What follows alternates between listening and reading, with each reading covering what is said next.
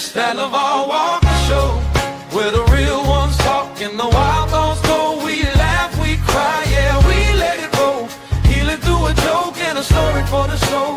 This that LeVar Walker Show. Turn it up loud, let the whole block know. From pain to punchlines, watch the wisdom glow.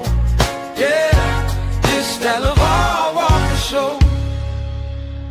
Oh yeah, you turn scars into skits, old wounds into bits. Every call in, every friend feels like Sunday once again. From the grind to the glow up, glass half empty, you pour more up. You take the weight we hold below and lift it on the LeVar Walker Show.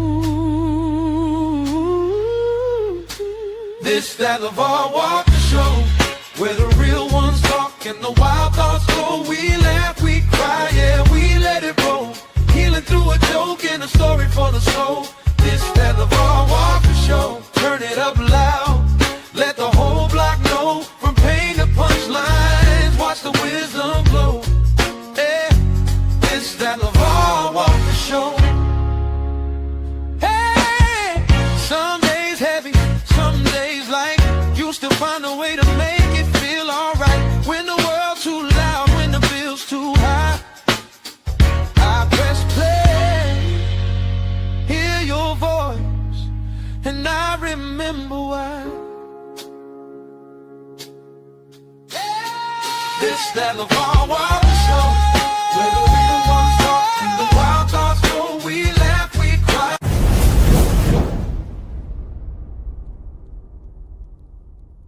Yo, what's happening? Welcome back to the greatest show on the face of the earth. We back in the building again. Man, what is today? Today is Wednesday, August 19th, 2026. We back with another episode of LeVar Walker Show podcast, man. And something just popped up. It just crossed my mind. I had to stop everything. It's just come to my attention that Gary, Indiana, which is close to me, a lot of my family, cousins, right next door to Chicago, grew up in Gary. And we would go visit Gary often, but Gary has been without power now for like a week, and no one seems to be reporting on this. And this was just brought to my attention, so let's just take a look at what's going on here. Make sure you guys can hear. Also, come into the chat, holla at me. But yeah, let's check this out. Right now, Griffith police officers are going door to door doing welfare checks while a third of the town remains without power. That's roughly 5,500 customers, according to town leaders, who are now calling on NIPSCO to do more and fast.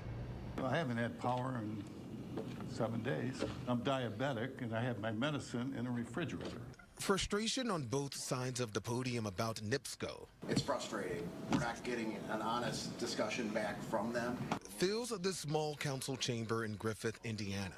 We haven't seen anybody assess anything from behind Wood and 39th all the way to Arbogast. There's about 8 trees down still.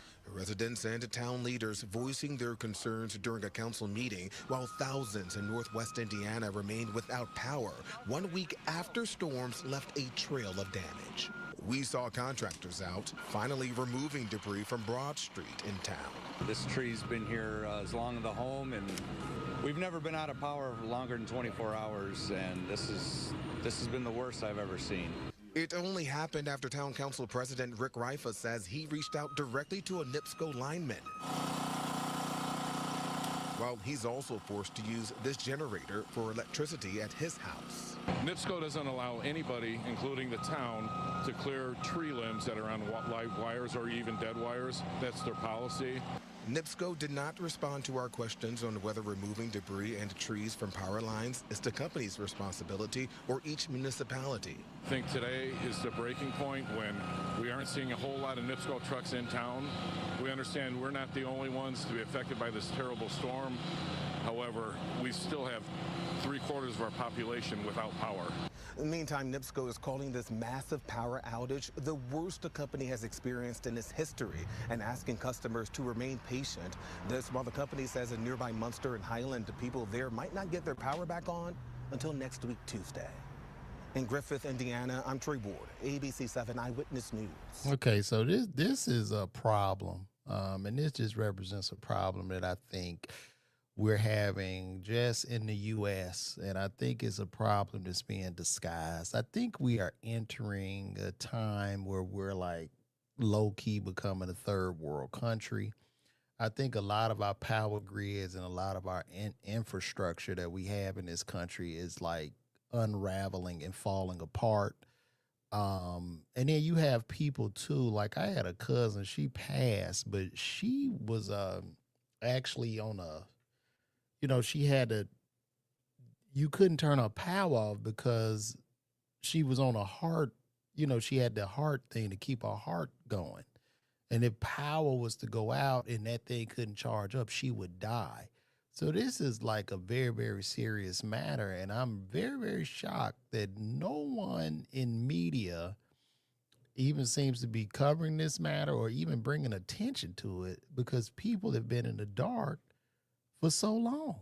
And I'm kind of at a loss for words. I also pulled up something too with a young lady.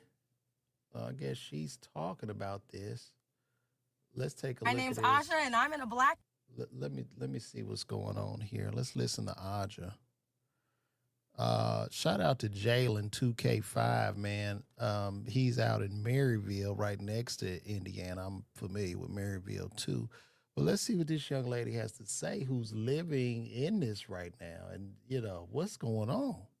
My name's Aja, and I'm in a blackout, one of the worst ever for Indiana, and we're going on about a motherfucking week. So come get ready with me as I go in my house, load my fucking pew-pew, because people are robbing people for generators, and put new batteries in my flashlight as we navigate the fucking apocalypse. This is my dog Carter, by the way. As you can see, little and not able to bite a fucking thing. All right, for starters, we got the Walmart special. I went and bought 3 lanterns that all take batteries, and they come with batteries. So I don't have to buy any more, but I do have extra because I don't trust myself with candles, and it is pitch black dark. How dark, one might ask? Well, let me show you. This is how dark it is. Man. And I'm in my car. Notable haul number 2. I have a battery set that I've already opened because I'm terrified to go in my house. But unfortunately, this is what we have to do because I no longer can afford to keep staying in hotels. And I also have no signal, so that's great. Wait a minute here. They say they robbing people for generators, bro. Oh, no, you going off what she said. We got somebody in, Gary. Shout out to Biz Network 3025.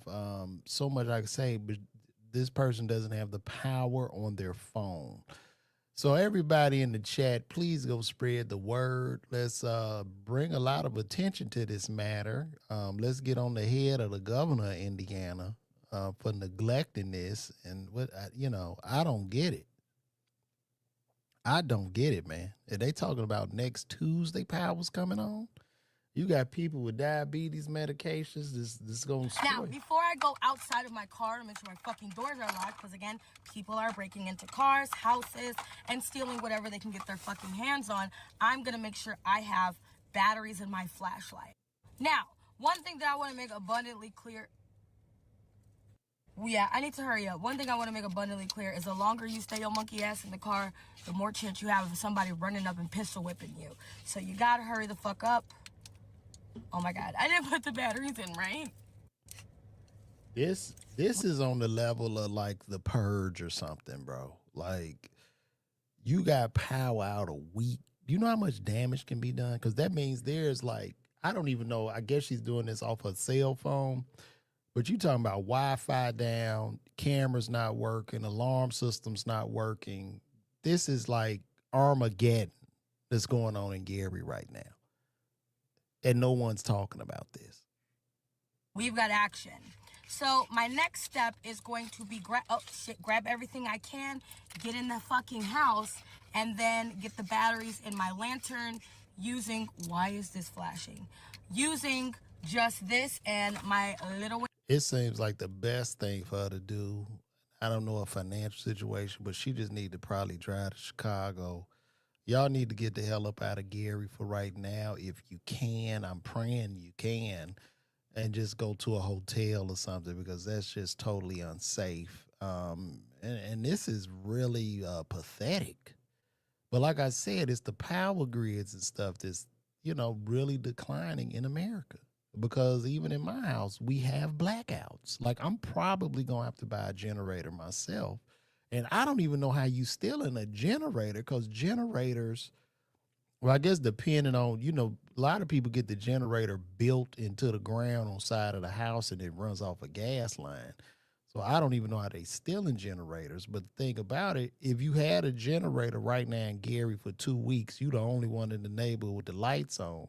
Somebody might kick that goddamn door in. You know what I mean? Because I don't even know how the police functioning. How's anybody functioning? She said she doesn't have the money for the hotels anymore. This is insane.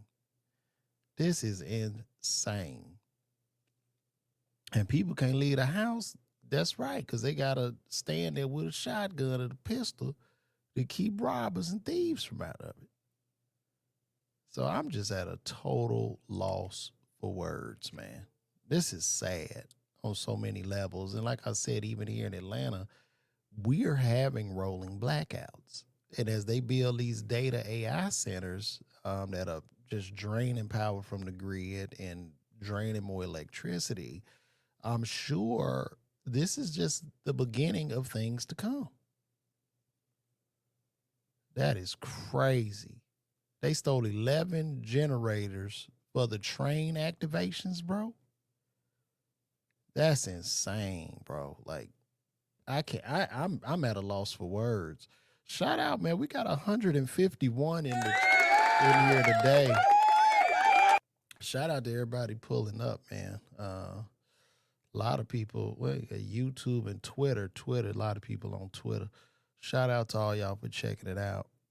I don't know how people supposed to live without a week with power, man, but I just think this is a sign for things to come in America. So I really don't know. We still fighting a senseless war over in Iran, and I don't know where we headed. So to everybody that's watching this, and I'm gonna do this today, man, please go out, maybe get you a small generator, get you some batteries, get all that shit. You know what I mean? Like buy everything you can. If you got pistols, get you some ammunition because this is a sign of times and we can't ignore this. But this is unreal. Shout out to Lame, the producer. Shout out to him, everybody in the chat. 2 weeks without basic necessities. Yeah, that's really an eye opener. And we supposed to be the most advanced, richest country in the nation. I mean, it's really pathetic. Drinking water. Like, you got to have a pallet. Like, I think I'm just going to build a back room where we can load up the truck and get the hell on up out of here. And with this, too, I drive an electric car. I got an electric car, and then I got a gas truck. You kind of need both. More so a gas car than the electric. Because if you got a Tesla out there, something, man, you just cook, bro. Like, it's crazy.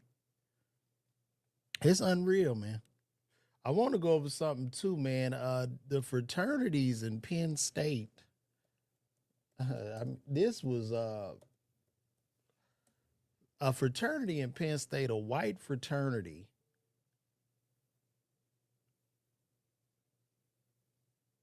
Let me see.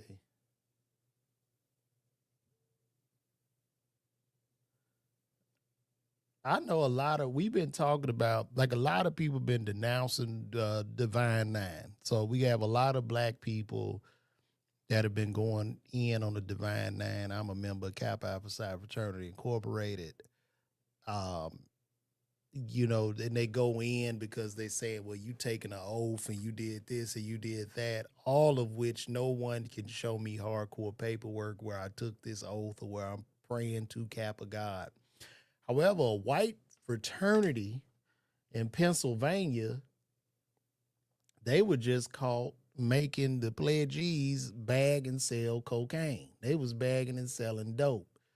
And for the pledge process, like it's one thing to haze, but y'all got them bagging and selling dope. Like what's going on? And you know what's interesting? I haven't heard any white people denouncing any of these fraternities. It started with the white folks. You know, black people, we did Divine Nine due to segregation and shit like that to give each other information. But the white people started this. So let's check it out. Another Fox News alert, a group of Penn State fraternity brothers just got busted for running a massive cocaine trafficking ring. Christina Coleman has more. Christina. Yeah, this was a massive cocaine ring. It's crazy how much money these kids were making. So apparently a group of Penn State college boys are accused of running a huge cocaine ring out of their own frat houses. Police say the group trafficked as much as a kilo of cocaine at a time onto campus, and they were apparently making some serious cash, with court docs stating that one pickup had cost about $22,000. They were going to New York State, and they had sources, and just like any other drug trafficker, they were bringing it to Penn State. This is extremely serious. I mean, this is cocaine, and cocaine is unbelievably addictive. 14 people, mostly current or former Penn State students, were slapped with charges for allegedly taking part in this huge cocaine trafficking ring between 2023 and 2024 out of the Delta Epsilon and Sigma Chi fraternities. Authorities say these two frat bros were allegedly top dealers and identified one of them as, get this, Agostino Abiatella of New York. He's also reportedly known as Pablo Plejkobar, and investigators say his frat brother, Thomas Robinson, had already been arrested for dealing drugs back in 2024, and apparently it's a family affair. Robinson's father, Paul, was also charged with felonies related to his attempts to conceal evidence during this investigation. I find it amazing that this is like the only. Could you imagine if this was a black fraternity? Could you imagine if this was the Qs, the Kappas, or the Alphas, how this shit'll be everywhere, and how not only would white media be tearing us down, but niggas would be kicking our fucking backs in. And it's like a little whisper of this.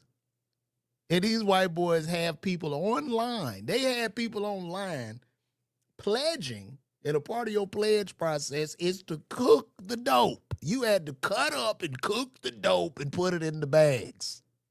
That was a part of their pledge process. So to the black people that are denouncing our Divine Nine Greek letter organizations, let's get in line. Denounce this. Talk about this first. Even though we don't talk about we don't denounce gang activity and all that other crime shit in the community. We want to get rid of the Divine Nine. Talk about these white boys selling dope and making they pledgees bag up coke and do whatever. Talk about that. What I can say is the allegations were that a parent helped sort of try to cover it up after the fact. Oh, really? When he discovered that his son was in trouble. And so obviously that's behavior that's completely unacceptable. And get this, some of the suspects in this case allegedly put the pledges to work, forcing them to cut and bag cocaine as part of their indoctrination into the frats. Look at this shit. Just imagine you online. Yo, listen up. Listen up, pledgees. This is what we're going to do. In front of you, you see bags of cocaine, bags of dope. You're going to be obliged to put the powder in the bag. That's what we're going to do. And they did it. This is wild. And it's wild how much some of these students are accused of making. One buyer even claimed he paid one of the top dealers more than $50,000 for cocaine. So yeah, if you're the parent of one of these kids and thought they were just busy playing beer pong and hanging out doing typical frat stuff, you were definitely wrong, according to prosecutors who described these frat bros as running a highly coordinated, profitable drug trafficking crew that acted as an upper-level trafficking organization for the region, the entire region, Jesse. Pablo Plejkobar. Yes. That's Pablo Plejkobar.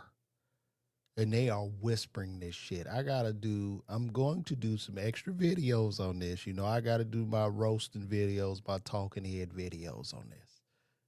And you see how they laughing and shit? I want to show y'all how the media portrays it. This is funny. If my black ass was making boys or pledging boys and having them bag up dope for me, could y'all imagine?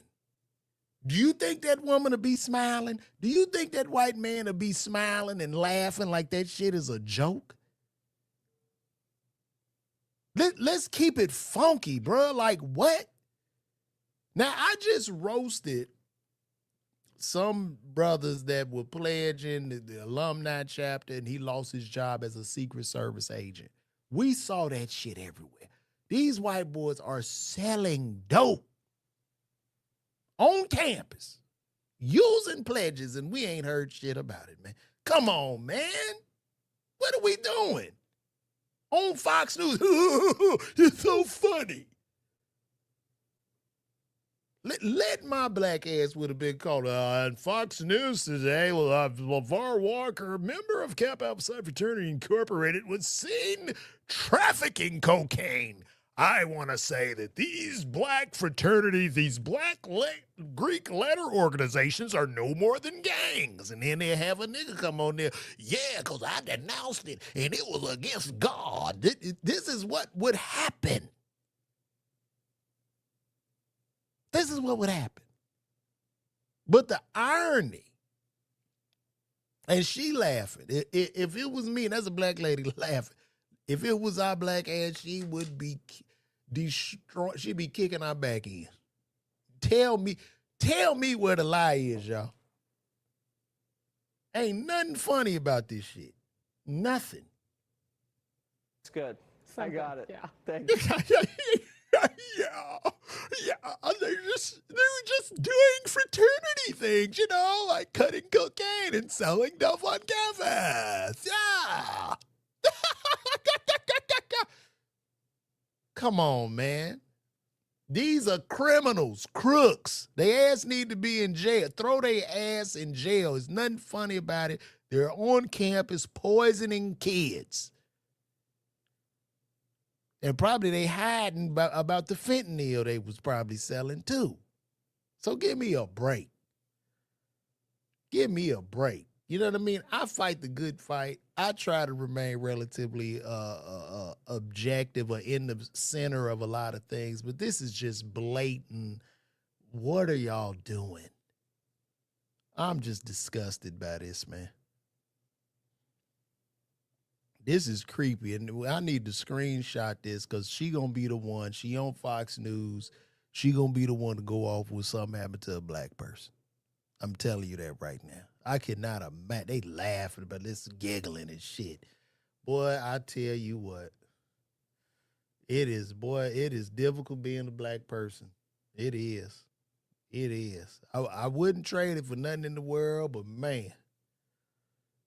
You at the hard, it's a hard level of the game. I tell you that. It's a hard level. Also, too, look, I'm 50. I don't really keep up with a lot of this stuff, but it's looking like Little Dirk. It's looking like Dirk might go down, man. I don't know. If anybody in the chat, y'all can come let me know.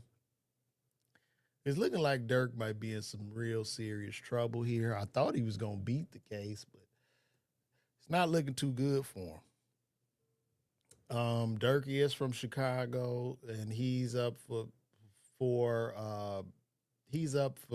sliding for King Von. He was avenging the death of one of the members, King Von. But let's check this out real quick. So I'm here at the federal courthouse after the Lil Durk hearing, and we just had some very, very interesting information about, possibly the most well-known alleged cooperator in this case, OTF Jam. Now, there was a crazy back and forth where they brought up a bunch of things about Jam. They said that the song Back Again was going to be used, and I'm not going to lie, I was happy to hear that because that's like one of my favorite songs. But obviously, in that song, he talks about, Jam got out that jam, I gave him 50,000, he ain't got to ask again. Well, they're basically saying that Jam is going to testify and cooperate and say that that 50,000 that Dirk gave him that he rapped about him back again, which bear in mind was made before King Von even died, but Jam is going to testify and say that he believes that he was given that money basically as like a, you know, as a show of loyalty to basically kind of get, you know, some kind of like future, as basically not like a prepayment, but basically like on the hopes that in future he might be able to do things for him, he might be able to slide for him. Now what's crazy is that he's allegedly gonna testify that actually when they were filming a music video, at some point, okay, this is absolutely crazy, at some point, all right, Dirk and a bunch of the other members apparently confronted Jam in a bathroom. They took him into the bathroom, which is super weird, and they apparently confronted him, and they basically said, you moving too hot, you're gonna get us jammed up, you got to be more careful about committing murders, and you're gonna get the feds on us. Now apparently that wasn't talking about the Pab murder. Apparently there's other murders, and it sounds like he's actually going to admit to the feds that he was doing all kinds of murders that haven't even been prosecuted by the sounds of it, not even related to this murder, and that he was basically a top hitter in OTF and for the Black Disciples, and that it was really that serious, and Jam was doing all that. So Jam's name came up a couple times.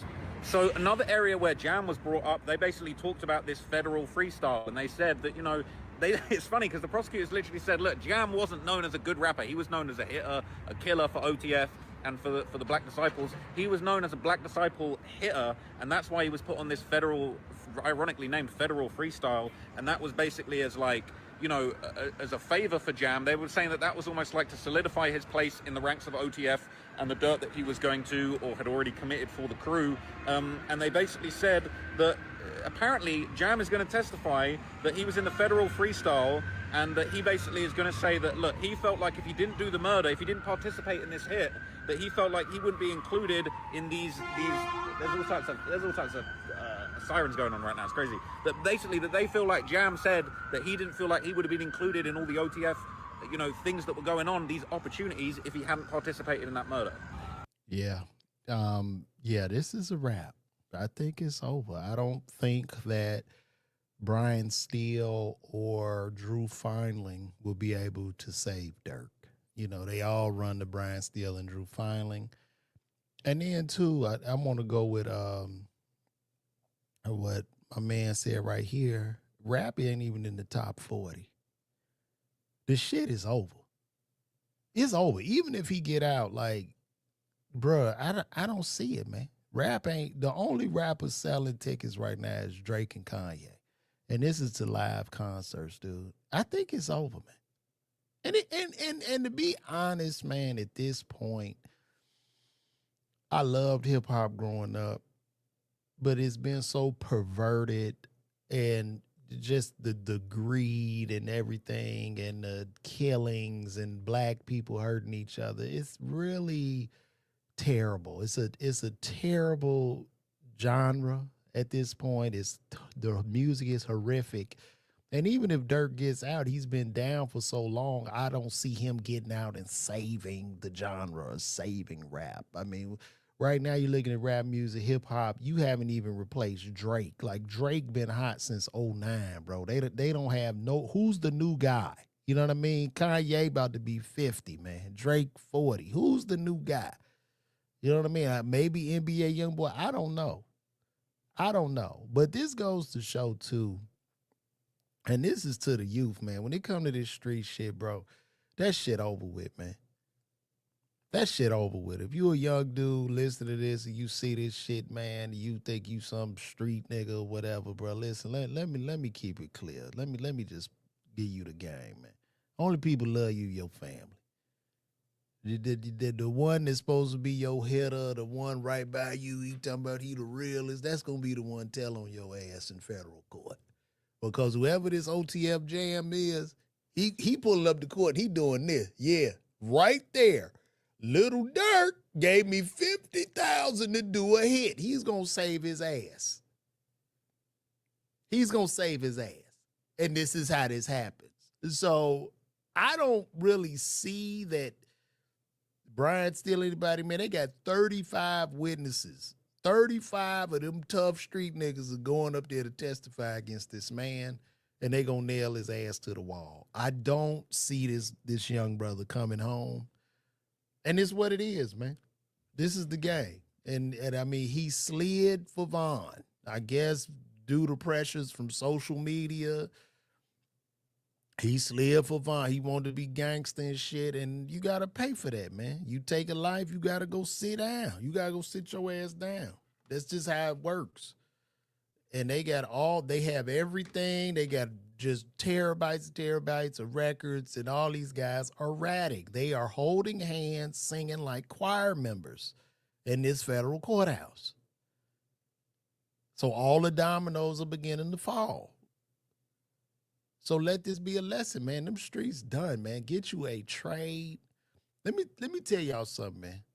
And when it comes to this entertainment business, I've been in it a long time. I'm a pharmacist as well as a comedian. I never, not once, let my license lapse as a pharmacist. You get what I'm saying? If comedy doesn't work out, honestly, I don't even need to be a comedian at all. I can gracefully bow out. However, it's something that I love to do. And there are guys way funnier and far better than me who have done way less than me, who probably won't make it. And a lot of people won't make it. This entertainment shit is more of a thing of, really, I think whatever genre you decide to do, if it's rap, writing movies, comedy, whatever, all you can do is really just do it out of the love for the game, out of the passion, because you probably won't make it. That's just what it is. That's the reality of it. So you need to have you some type of trade, some type of skill, something, right? Because it's just a game of, they sell it to black people. We are infatuated with entertainment. We infatuated with entertainers. But the numbers just aren't on our side. You know what I mean? For every one Jay-Z, it's a billion niggas that failed. For every one Beyonce, it's people way more talented. And your talent doesn't even necessarily deem how successful you're going to be in the game. It's far more than talent. It's like ability, talent, it's right place, right time. There are so many factors and so many variables involved. But when you look at the numbers and you look statistically speaking, a trade is good. Some form of education, learning a skill, that's where we need to go. Especially nowadays, because this shit is like, when I look at the realm of entertainment or what entertainers are, when we think back, and I think I talked about this the last podcast, I grew up to Michael Jackson. Michael Jackson was the most famous person on earth. People went crazy over Michael Jackson. In 2026, one of the most famous people on earth is Mr. Beast. Now, I'm not saying Mr. Beast isn't talented. He's talented in the realm of he's this YouTube guy that can get lots of attention, right? A strategist, a business strategist, but compare him to Michael Jackson. You get what I'm saying? So your talent really doesn't mean anything. I was having a conversation with a comedian, and we were DMing each other, and I said, because he was being mean and he posted some shit, I just said, well, repost it again. And he said, well, post something funny. And I said, you think funny matters in comedy? Funny doesn't matter in comedy. Not in 2026. Funny don't mean shit. I know motherfuckers could sell out a world and just aren't funny. I mean, it maybe that's just me being subjective, but what I see is like, bro, I don't get it. Maybe I'm just not funny. But no, it doesn't matter. You know what I mean? One of the best rappers I think out right now is Akimi Ali. And why this brother's not selling theaters and touring, young brother, good looking guy, I don't know. And I mean, this talent is through the roof. I'm a huge fan. So this whole entertainment thing is just, it's a wash, man. Tell these kids, man, get educated or whatever, and don't listen to these podcast niggas and these idiots that are selling these e-courses, they trying to push this notion, well, college ain't worth it. When the statistics say otherwise. Where 80% of millionaires have a college degree. So until you show me 100% of millionaires with no college degree, what you're saying means absolutely nothing. It means nothing.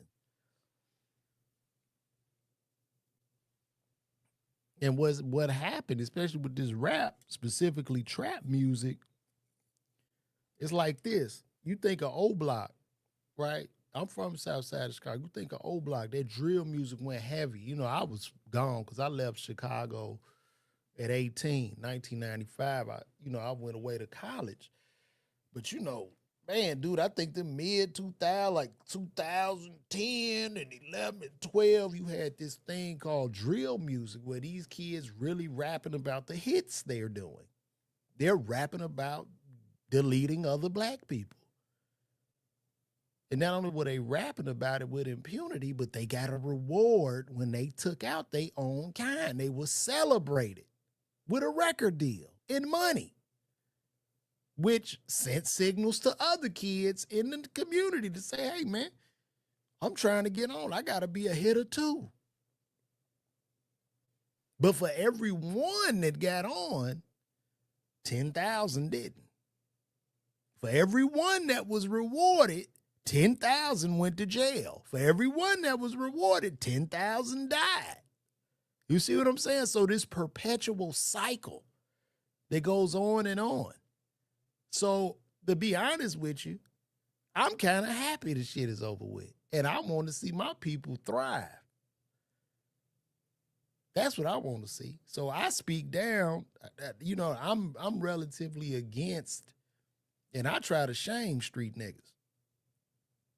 And like I said, too, what's thrown up in my face by not all, but some comics like to bring up me calling the police and suing Mike Epps for when I got jumped in 2014.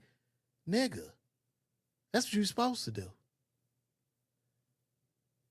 If you are attacked by any person as a man or whatever, bro, sue, especially if he got some paper. Sue that motherfucker.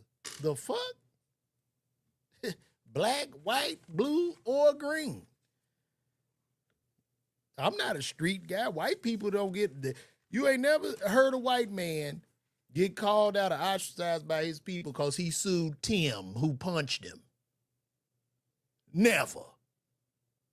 And you don't see a lot of that because they know the repercussions from it. Nigga, I don't want to be your goddamn friend. I don't want to be your friend. You attack me. I want to try to put your ass in jail. That's what I want to do.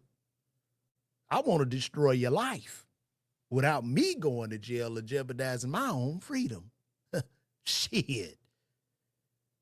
And I take no shame in that. So, yeah, man. Go look that up, big homie. It was back in, look, we cool now, whatever. But this happened back in 2014. This is about 12 years ago. You can look into that. It's all, they have stuff about it on YouTube and stuff like that. But people will bring it up and try to hurt me with it. Like they doing something. But it's nothing that I ran from. It's nothing that I denied. It's something that I looked in the camera and said, yeah, nigga, that's what I did. Like the fuck? So I'm just keeping it funky with y'all. This has been a great show. We got 238 in the building. We are on fire right now. We are on fire. So, but also too, after that, check out me and Mike in the movie Uncle Drew, and also check us out on not the season before this season of BET's Comic View. So check that out. But yeah, that's just something I let y'all know. And fuck, I don't run from nothing. I'm gonna keep it funky with y'all at all times. I'm gonna tell my truth, live my truth. Because when you go to line, that's what people can hold against you. So no, I'm gonna live it. But yeah, Dirk, it's not looking good, bro. It is not looking good. So, and then I had a prep talk with a baby threatened. What is this? Is this a Little Dirk rhyme or something? Let's see. I know they gonna probably block this, but I had a prep talk with a baby threatened. I told him to keep his eye. I had a prep talk with a baby threatened. I told him to keep his eye. I don't need a switch. I'ma get up close, make you see this shit. Watch me squeeze this bitch. Stand up over here, no idea shit.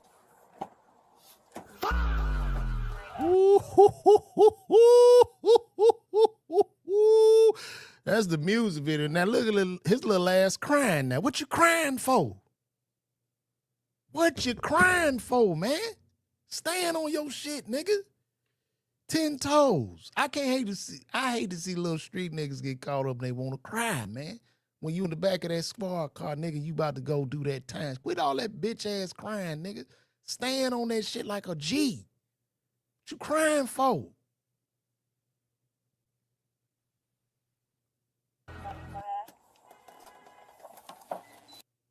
What you crying for, boy? Stand on it. You tough.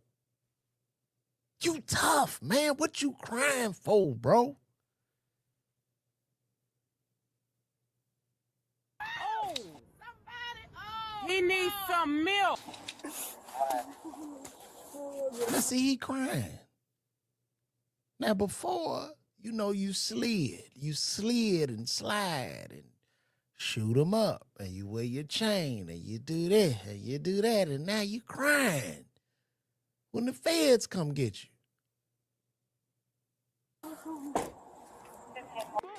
And so is it wrong?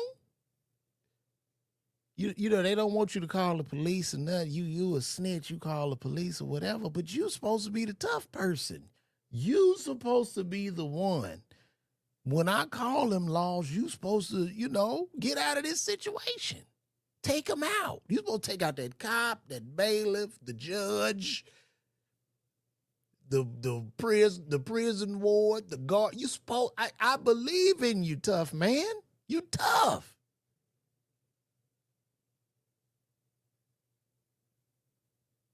I'm trying to do it so I don't play the video. So I played a little bit of this. Him. Now this is him. He's sliding. Look at. Look.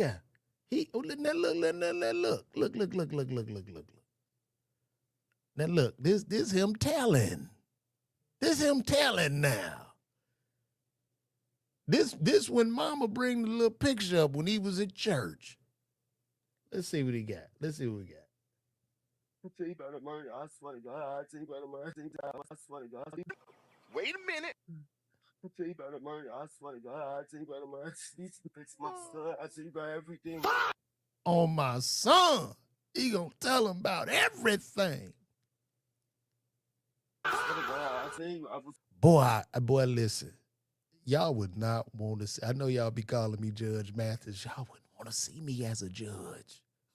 Oh boy. Man, what?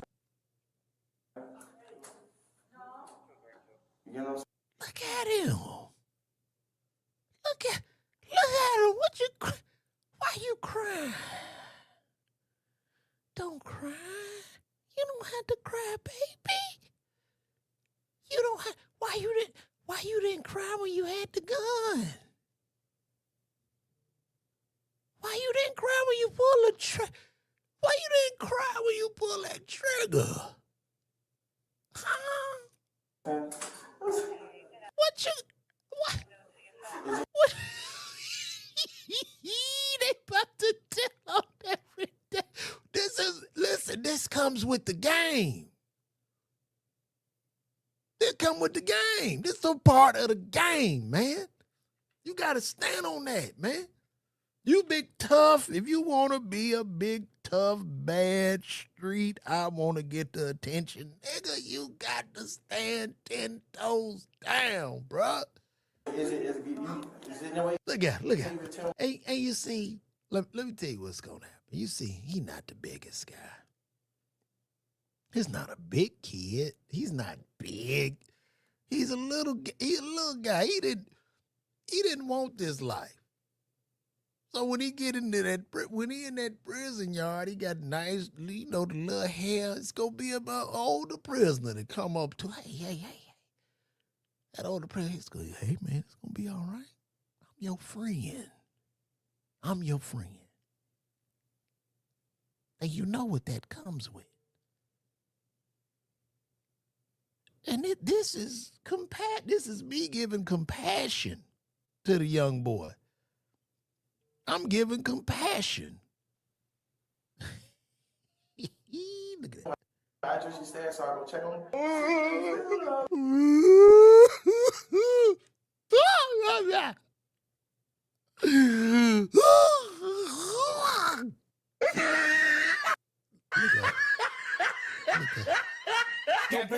Now you see, now I'm gonna mute the song. But see, this is you in the video. This is confusing. Let's see, he wasn't crying right here. Now we see him with Dirk in the video. He's happy. Look how happy he is. He's doing the gang shake. No tears. I don't see a tear. He's not worried. Look at him. He's happy.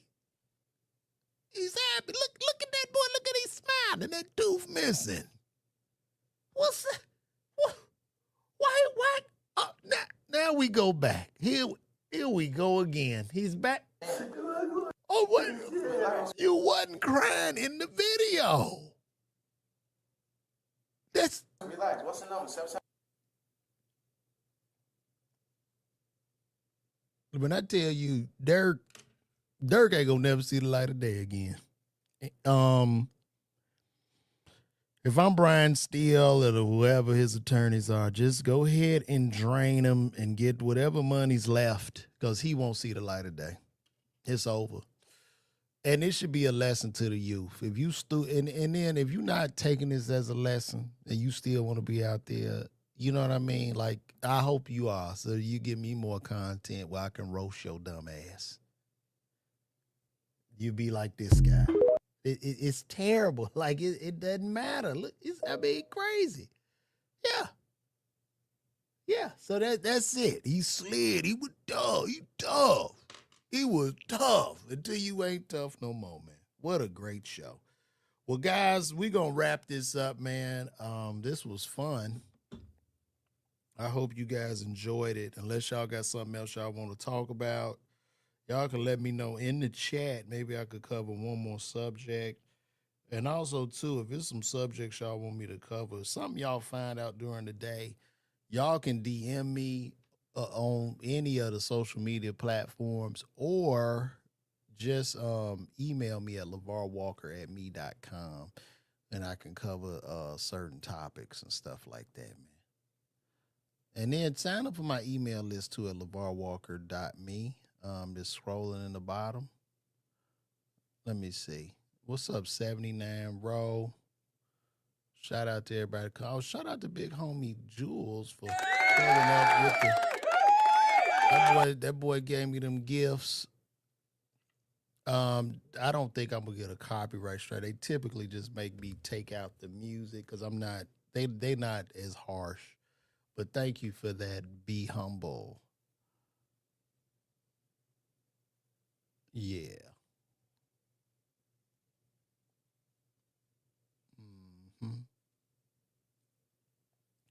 But guys, we're going to wrap it up, man. What a great, great show. I thank all of y'all from the bottom of my heart, man.